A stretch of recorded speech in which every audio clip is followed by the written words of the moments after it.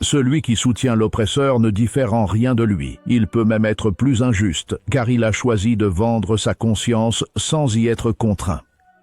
L'oppresseur porte le fardeau de son oppression et vous portez son fardeau et le vôtre ensemble.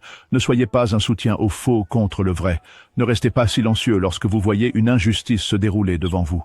Car celui qui se tait face à l'injustice est un démon muet, et celui qui défend l'injustice en est complice. Rappelez-vous que la justice est l'un des noms de Dieu. Et en soutenant l'injustice, tu déclares ton hostilité envers la justice. Avec quel visage te tiendras-tu devant Dieu? N'essaie pas de me convaincre que la patrie se résume à une personne responsable en son sein. La patrie, c'est la terre et l'honneur, mon ami. N'essayez donc pas de nous faire croire que la patrie est une personne occupant un poste et censée être à notre service.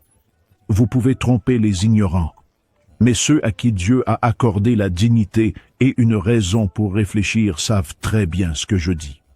Non à la vénération des personnes, et mes salutations à tous les hommes et femmes libres où qu'ils soient. Sais-tu qui est pire que l'oppresseur? Ceux qui le soutiennent dans son oppression l'encouragent et combattent tous ceux qui essaient de lui résister, car leur place est avec lui en enfer, cherchant le mal pour les autres, comme si le monde avait été créé pour qu'ils y sèment la corruption.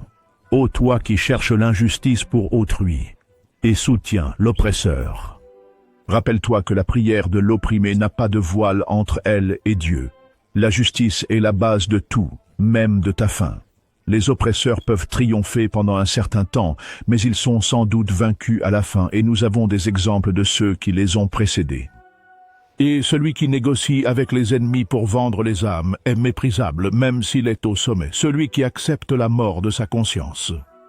Yahi, pense à toi-même avant ta mort et prends-en de la graine. À l'heure de la mort, le regret ne te servira à rien. Le jour du jugement, les gens se rassembleront, et c'est là que la justice sera rendue à ceux qui ont été injustes.